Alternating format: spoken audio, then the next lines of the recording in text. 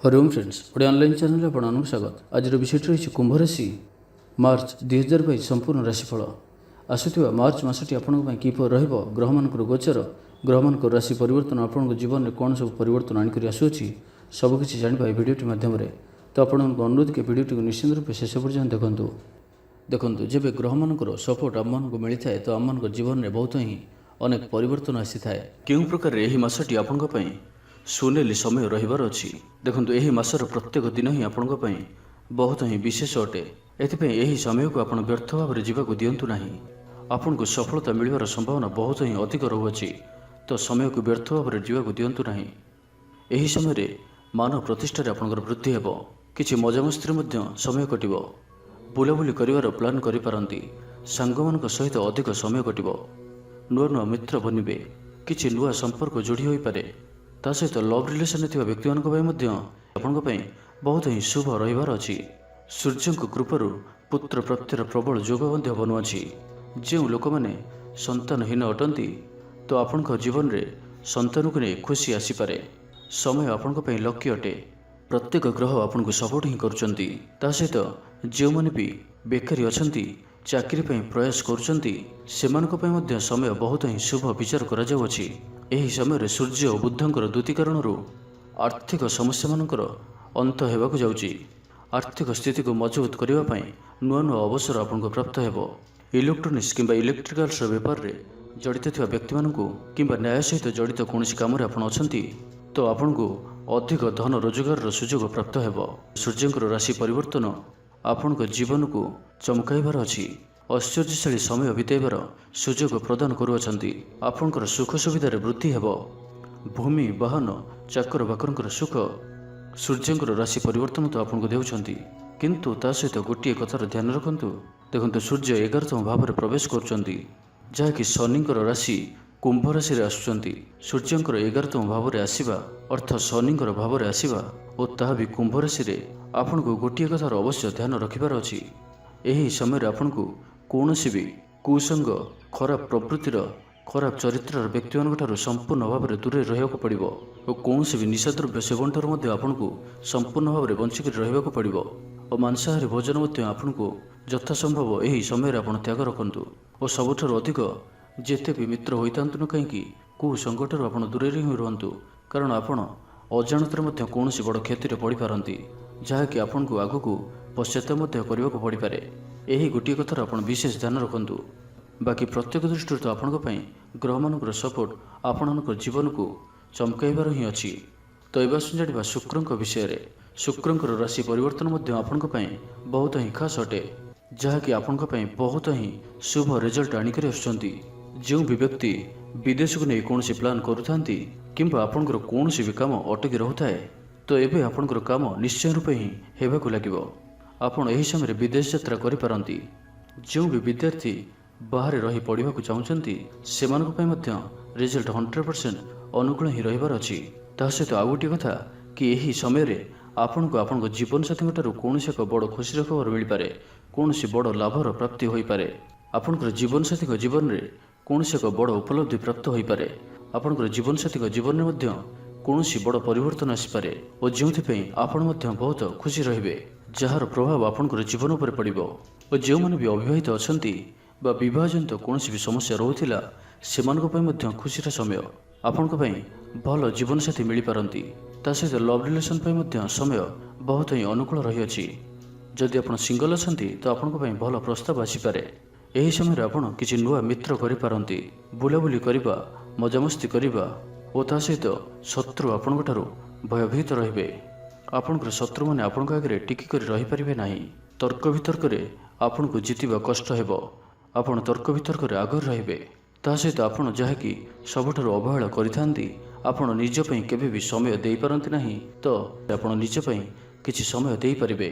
निजको सठिक ढंग रे बंचिबा पई, निजको उन्नत करिबा पई और निज पई किछि प्लान करि पारंती। निज पई किछि नुआ जिनिस किनि पारंती। निजर किछि इच्छा को पूर्ण करि पारंती। एही मासटी आपण निज विषय रे अधिक चिंता करिबे।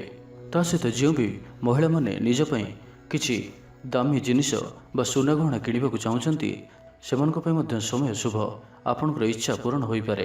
ता सहित जो माने भी कौन भी कला क्षेत्र में अछंती सेमानक पई मध्य ଆଗକୁ ବଢ଼ିବାର ସୁଯୋଗ ପ୍ରାପ୍ତ ହେବ। କଳାର କ୍ଷେତ୍ରରେ ମଧ୍ୟ ଆପଣଙ୍କୁ ଧନ କମାଇବାର ସୁଯୋଗ ପ୍ରାପ୍ତ ହେବ। ପ୍ରତ୍ୟେକ ଦିନ ହିଁ ଆପଣଙ୍କ ପାଇଁ କିଛି ନୂଆ ହିଁ ଆଣିକରି ଆସିବ। ପ୍ରତ୍ୟେକ ଦିନ ଆପଣଙ୍କ ପାଇଁ କିଛି ମହତ୍ତ୍ୱପୂର୍ଣ୍ଣ ହିଁ ସାବ୍ୟସ୍ତ ହେବ। ଗ୍ରହ ଗୋଚର କିଛି ଏହି ପ୍ରକାର ରହୁଛନ୍ତି କି ଆପଣଙ୍କ ପାଇଁ ଉପଲବ୍ଧିର ରାସ୍ତାମାନ ଖୋଲୁଛନ୍ତି। ଏହି ମାସରେ 3ଟି ଗ୍ରହମାନଙ୍କର ରାଶି ପରିବର୍ତ୍ତନ ହେବ, ଶୁକ୍ର, ମଙ୍ଗଳ ଓ ସୂର୍ଯ୍ୟ। ଓ ଏହି 3ଟି ଯାକ ଗ୍ରହ ହିଁ ଆପଣଙ୍କ ପାଇଁ ଶୁଭ ପରିଣାମ ଆଣିକରି ଆସୁଛନ୍ତି। ଯେତେ ବି କଠିନ ସମୟ ଆପଣଙ୍କ ପାଇଁ ଏପର୍ଯ୍ୟନ୍ତ ଆପଣଙ୍କର ରହୁଥିଲା, ତ ସେସବୁର ଅନ୍ତ ନିଶ୍ଚୟ ହିଁ ଦେଖିବାକୁ ମିଳିବ। ତ ଆସନ୍ତୁ ଆରମ୍ଭ କରିବା ପ୍ରଥମେ ମଙ୍ଗଳ ଗ୍ରହଙ୍କ ଠାରୁ। ମଙ୍ଗଳଙ୍କର ରାଶି ପରିବର୍ତ୍ତନ ବହୁତ ହିଁ ମହତ୍ତ୍ୱପୂର୍ଣ୍ଣ ଅଟେ। ଆପଣଙ୍କ ଉପରେ ସବୁଠାରୁ ଅଧିକ ପ୍ରଭାବ ମଙ୍ଗଳଙ୍କର ରାଶି ପରିବର୍ତ୍ତନ ହିଁ ହୋଇଥାଏ। କିଛି ଛୋଟିଆ ମୋଟିଆ ସମସ୍ୟା ନିଶ୍ଚୟ ଭାବରେ ଆପଣଙ୍କୁ ମଙ୍ଗଳ କିଛି ନା କିଛି ଦେଇଥିବେ। ମାନସିକ ଚିନ୍ତା, ଭାଇମାନଙ୍କ ସହିତ ସମ୍ପର୍କ ଖରାପ କିମ୍ବା ଆପଣଙ୍କର ସ୍ୱାସ୍ଥ୍ୟକୁ ନେଇ ମଧ୍ୟ କିଛି ସମସ୍ୟା ଦେଖାଦେଇଥିବ। ଦେଖନ୍ତୁ, ଭାଗ୍ୟସ୍ଥାନକୁ ମଙ୍ଗଳ ଆସିଯିବା କାରଣରୁ ଏହି ମାସଟି ଆପଣଙ୍କ ପାଇଁ ଭାଗ୍ୟଶାଳୀ ସାବ୍ୟସ୍ତ ହେବ। ଭାଗ୍ୟର କାରଣରୁ ବହୁତ ହିଁ ଅଧିକ ଧନ ରୋଜଗାରର ସୁଯୋଗ ଆପଣଙ୍କୁ ପ୍ରାପ୍ତ ହେବ। ଆପଣଙ୍କର କୁଶାଗ୍ର ବୁଦ୍ଧି, ତେଜସ୍ୱୀ ଶରୀର ଓ ଆପଣଙ୍କର ଦୃଢ଼ ନିଶ୍ଚୟ ଓ ସବୁଠାରୁ ଅଧିକ ଆପଣଙ୍କର ଆତ୍ମବିଶ୍ୱାସ ଆପଣଙ୍କୁ ନିଶ୍ଚୟ ହିଁ ଆଗକୁ ନେଇକରି ଯିବ। ଯାହା ଠାଣି ନେବେ, ଯାହା ଚିନ୍ତା କରିବେ, ତାକୁ ନିଶ୍ଚୟ ହିଁ ପୂରା କରିପାରିବେ। କର୍ମ କମ୍ ଓ ଫଳ ଅଧିକ ପରି ଯୋଗ ବନୁଅଛି। ଆପଣଙ୍କ ମଧ୍ୟରେ ଏହି ସମୟରେ ସ୍ୱାଭିମାନ ମଧ୍ୟ ସବୁଠାରୁ ଅଧିକ ଦେଖାଦେବ। ଏହି ସମୟରେ ଆପଣ କାହା ଆଗରେ ବି ହାତ ବଢ଼ାଇବେ ନାହିଁ। ନିଜର ବଳରେ ହିଁ ନିଶ୍ଚୟ ଆଗକୁ ବଢ଼ିବେ।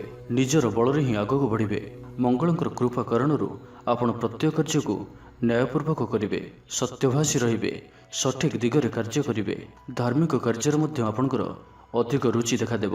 ଏହି ସମୟରେ ଯେଉଁମାନେ ବି ବିଦେଶ ଯାତ୍ରା କରିବା ପାଇଁ ପ୍ଲାନ୍ କରୁଛନ୍ତି କିମ୍ବା ବିଦେଶ ସହିତ ଜଡ଼ିତ କୌଣସି ବି କାରବାର କରିବାକୁ ଚାହୁଁଛନ୍ତି, ତ ଆପଣଙ୍କ ପାଇଁ ସମୟ ଅତ୍ୟନ୍ତ ହିଁ ଶୁଭ। ଆପଣଙ୍କୁ 4 ଗୁଣା ଲାଭ ମିଳିବାର ସମ୍ଭାବନା ବନୁଅଛି। ଯଦି ଏହି ସମୟରେ ଡିଫେନ୍ସ ସର୍ଭିସ ପାଇଁ ଟ୍ରାଏ କରନ୍ତି, ଖେଳକୁଦରେ ଇଣ୍ଟରେଷ୍ଟ ରଖୁଥାନ୍ତି, ତ ନିଶ୍ଚୟ ହିଁ ଆପଣଙ୍କୁ ଆଗକୁ ବଢ଼ିବାର ସୁଯୋଗ ପ୍ରାପ୍ତ ହେବ। ଓ ଯଦି ଆପଣ ଏହି କ୍ଷେତ୍ରରେ ପ୍ରଥମରୁ ହିଁ ଅଛନ୍ତି, ତ ପ୍ରମୋସନର ଯୋଗ ମଧ୍ୟ ବନୁଅଛି। ପୂର୍ବ ମାସରେ କୌଣସି ବି କାରଣରୁ କିଛି ବାଧା ସୃଷ୍ଟି ହୋଇଥିଲା, ତାହା ମଧ୍ୟ ଦୂର ହୋଇଯିବ ଓ ଆଗକୁ ବଢ଼ିବାର ସୁଯୋଗ ନିଶ୍ଚୟ ହିଁ ଆପଣଙ୍କୁ ପ୍ରାପ୍ତ ହେବ। ତା ସହିତ ନ୍ୟାୟ ସହିତ ଜଡ଼ିତ ଥିବା ବ୍ୟକ୍ତିମାନଙ୍କୁ ଆଗକୁ ବଢ଼ିବାର ସୁଯୋଗ ପ୍ରାପ୍ତ ହେବ ଓ ଏମାନଙ୍କ ପାଇଁ ସମୟ ଅତ୍ୟନ୍ତ ହିଁ ଶୁଭ। ଚାକର ବାକରଙ୍କ ସୁଖ ଓ ବାହନର ସୁଖ ମଧ୍ୟ ଆପଣଙ୍କୁ ପ୍ରାପ୍ତ ହେବ। ପୁତ୍ର ପ୍ରାପ୍ତିର ମଧ୍ୟ ପ୍ରବଳ ଯୋଗ ବନୁଅଛି। ଭାଇମାନଙ୍କ ସହିତ ସମ୍ପର୍କ ବହୁତ ହିଁ ମଜବୁତ ରହିବ। ପୁରୁଣା ଯାହା ବି କିଛି ଭାଇ ଭାଇଙ୍କ ମଧ୍ୟରେ କିଛି ବି ସମ୍ପର୍କରେ ତିକ୍ତତା ରହିଅଛି ବା କିଛି ବି ମନୋମାଳିନ୍ୟ ରହିଅଛି, ତାହା ସବୁର ଅନ୍ତ ହେବ। ପାରିବାରିକ ସୁଖ ପ୍ରାପ୍ତ ହେବ। ତା ସହିତ ମଙ୍ଗଳଙ୍କର ଏଠାକୁ ଆସିବା ବିଦ୍ୟାର୍ଥୀମାନଙ୍କ ପାଇଁ ମଧ୍ୟ ବହୁତ ହିଁ ଶୁଭ ଜଣାଯାଉଅଛି। ବହୁତ ହିଁ ଖାସ୍ ରହିବାର ଅଛି। ମଙ୍ଗଳଙ୍କର କୃପା କାରଣରୁ ଆପଣଙ୍କର ଦୃଢ଼ ନିଶ୍ଚୟ, ଆପଣଙ୍କର ଫୋକସ୍, ଆପଣଙ୍କର ପରାକ୍ରମ, ଆପଣଙ୍କର ଶାରୀରିକ ଊର୍ଜା ଆପଣଙ୍କୁ ବିଦ୍ୟା ଗ୍ରହଣ କରିବାର କ୍ଷମତା ପ୍ରଦାନ କରୁଛନ୍ତି। ଶରୀରରୁ ସୁସ୍ଥ ରହିବେ ଓ ମାନସିକ ରୂପେ ମଧ୍ୟ ଆପଣ ବହୁତ ଶକ୍ତିଶାଳୀ ରହିବେ, ଯେଉଁଥିପାଇଁ ଆପଣ ପାଠପଢ଼ାରେ ଅଧିକ ଫୋକସ୍ କରିପାରିବେ ଓ ଭଲ ରେଜଲ୍ଟ ମଧ୍ୟ ଆପଣ ଆଣିପାରିବେ। ଗୃହରେ ଥିବା ବଡ଼ମାନଙ୍କର ସପୋର୍ଟ, ଭାଇ ଭଉଣୀମାନଙ୍କର ସପୋର୍ଟ ଓ ଗୁରୁମାନଙ୍କର ସପୋର୍ଟ ମଧ୍ୟ ଆପଣଙ୍କୁ ପ୍ରାପ୍ତ ହେବ। ମଙ୍ଗଳଙ୍କର କୃପା କାରଣରୁ ଆପଣ ସମ୍ପୂର୍ଣ୍ଣ ଭାବରେ ପଢ଼ାପଢ଼ିରେ କନସେନ୍ଟ୍ରେଟ୍ କରିପାରିବେ, ଯେଉଁ କାରଣରୁ ଆଗକୁ ବଢ଼ିବାର ସୁଯୋଗ ଆପଣଙ୍କୁ ନିଶ୍ଚୟ ହିଁ ପ୍ରାପ୍ତ ହେବ। ତ ଏବେ ଆସନ୍ତୁ ଜାଣିବା ସୂର୍ଯ୍ୟଦେବଙ୍କ ବିଷୟରେ। କାହିଁକିନା ସୂର୍ଯ୍ୟ ଆପଣଙ୍କର 11ତମ ଭାବରେ ପ୍ରବେଶ କରୁଛନ୍ତି। ତା ସହିତ ସୂର୍ଯ୍ୟ ଓ ବୁଦ୍ଧଙ୍କର ଦ୍ୟୁତି ମଧ୍ୟ ବନୁଅଛି, ଯାହାକି ବୁଦ୍ଧ ଆଦିତ୍ୟ ରାଜଯୋଗର ନିର୍ମାଣ କରିଥାଏ। ତ ଏହା ମଧ୍ୟ ଆପଣଙ୍କ ପାଇଁ ବହୁତ ହିଁ ଶୁଭ ଓ ଅନୁକୂଳ ରହିବାର ଅଛି। ସୂର୍ଯ୍ୟଙ୍କର ରାଶି ପରିବର୍ତ୍ତନ ଓ ତାହା ବି 11ତମ ଭାବରେ, ତ ଆପଣ ପୂର୍ବରୁ ଯାହା ବି କିଛି ପରିଶ୍ରମ କରିଛନ୍ତି, ତାହାର ନିଶ୍ଚୟ ହିଁ ଶୁଭ ପରିଣାମ ହିଁ ଆପଣଙ୍କୁ ମିଳିବାକୁ ଲାଗିବ। ଏହି ସମୟରେ ସରକାରୀ କାମ କାର୍ଯ୍ୟରେ ଆପଣ ଉପଲବ୍ଧି ପ୍ରାପ୍ତ କରିବେ।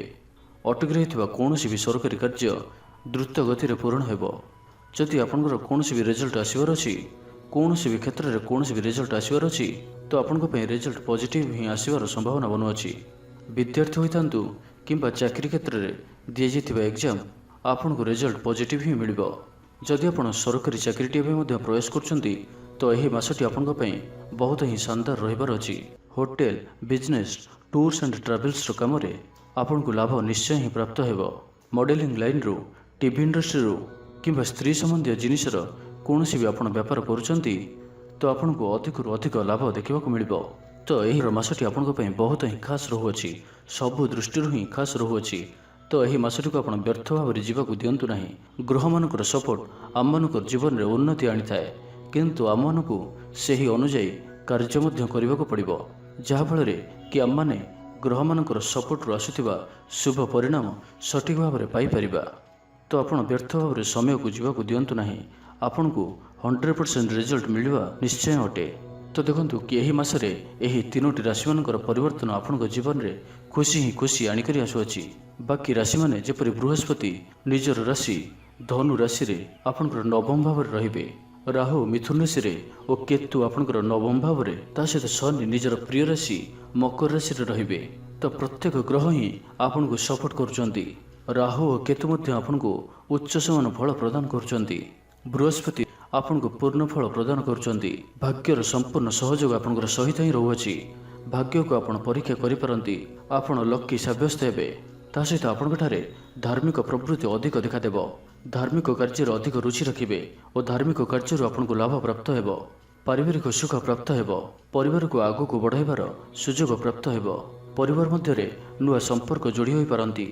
ତା ସହିତ ରାହୁ ଓ କେତୁ ଆପଣଙ୍କୁ କୂଟନୀତି ଓ ଚାଲାକିପଣ ମଧ୍ୟ ଅଧିକ ଦେଉଛନ୍ତି, ଯାହାଫଳରେ ଲୋକମାନଙ୍କୁ ଭ୍ରମିତ କରିବା, ଲୋକମାନଙ୍କୁ ଆପଣଙ୍କ ପ୍ରତି ଆକର୍ଷିତ କରିବା, ଏଥିରେ ଆପଣ ଶକ୍ତିଶାଳୀ ଜଣାଯିବେ। ତା ସହିତ ଶନି ମକର ରାଶିରେ ଆପଣଙ୍କୁ ପୂର୍ଣ୍ଣ ଫଳ ପ୍ରଦାନ କରୁଛନ୍ତି। ଜାଗା ବାଡ଼ି ସହିତ କାର୍ଯ୍ୟରେ ଥିବା ବ୍ୟକ୍ତିମାନଙ୍କୁ, ଜମି ଦଲାଲମାନଙ୍କୁ ଅଧିକ ଧନ କମାଇବାର ସୁଯୋଗ ପ୍ରାପ୍ତ ହେବ। ବିଲ୍ଡର୍ସମାନଙ୍କୁ, ଲୁହାର ବ୍ୟାପାରୀମାନଙ୍କୁ, ସିମେଣ୍ଟ ଗୋଡ଼ି ବାଲି ବା ଏହି ସମ୍ବନ୍ଧୀୟ କୌଣସି ବ୍ୟାପାରୀମାନଙ୍କୁ, ରଙ୍ଗର ବ୍ୟାପାରୀମାନଙ୍କୁ ଅଧିକରୁ ଅଧିକ ଧନ ରୋଜଗାର କରିବାର ସୁଯୋଗ ପ୍ରାପ୍ତ ହେବ।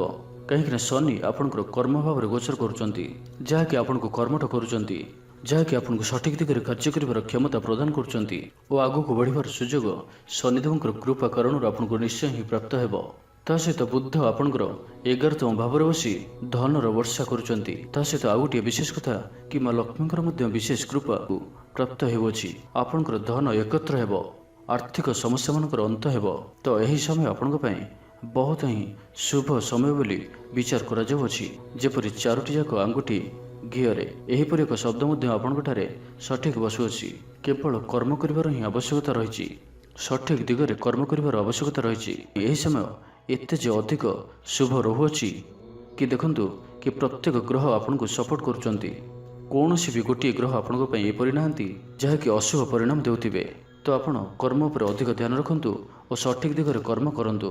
ତ ଆପଣଙ୍କୁ ନିଶ୍ଚୟ ହିଁ ଶୁଭ ଫଳ ପ୍ରାପ୍ତ ହେବ। ଶାରୀରିକ ଉର୍ଜାର ବୃଦ୍ଧି ଆପଣ ଅନୁଭବ କରିପାରିବେ। ଲୋକମାନେ ଆପଣଙ୍କ ପ୍ରତି ଆକର୍ଷିତ ରହିବେ। ଶାରୀରିକ ଦୃଷ୍ଟିରୁ ଆପଣ ସୁସ୍ଥ ମଧ୍ୟ ରହିବେ। ପ୍ରତ୍ୟେକ କାମରେ ଆପଣଙ୍କର ଅଧିକ ରୁଚି ଜାଗ୍ରତ ହେବ ଓ ପ୍ରତ୍ୟେକ କାମରେ ଆପଣଙ୍କୁ ସଫଳତା ମଧ୍ୟ ପ୍ରାପ୍ତ ହେବ। ତ ଏହା ଥିଲା କୁମ୍ଭ ରାଶି ମାର୍ଚ୍ଚ 2022 ସମ୍ପୂର୍ଣ୍ଣ ରାଶିଫଳ। ଭିଡ଼ିଓଟି ଭଲ ଲାଗିଥିଲେ କମେଣ୍ଟ ବକ୍ସରେ ଜୟ ଶ୍ରୀରାମ ଅବଶ୍ୟ ଟାଇପ୍ କରନ୍ତୁ। ଭିଡ଼ିଓଟି ଗୋଟେ ଲାଇକ୍ କରିବା ସହିତ ଆମ ଚ୍ୟାନେଲକୁ ସବସ୍କ୍ରାଇବ୍ କରନ୍ତୁ ଏବଂ ପାଖରେ ଥିବା ବେଲ୍ ଆଇକନ୍କୁ ମଧ୍ୟ ପ୍ରେସ୍ କରନ୍ତୁ, ଯାହାଫଳରେ ଆମେ ଯେଉଁ ଭିଡ଼ିଓ ଅପଲୋଡ଼ କରିବୁ ତାହା ଆପଣ ସର୍ବପ୍ରଥମେ ପାଇପାରିବେ। ଧନ୍ୟବାଦ।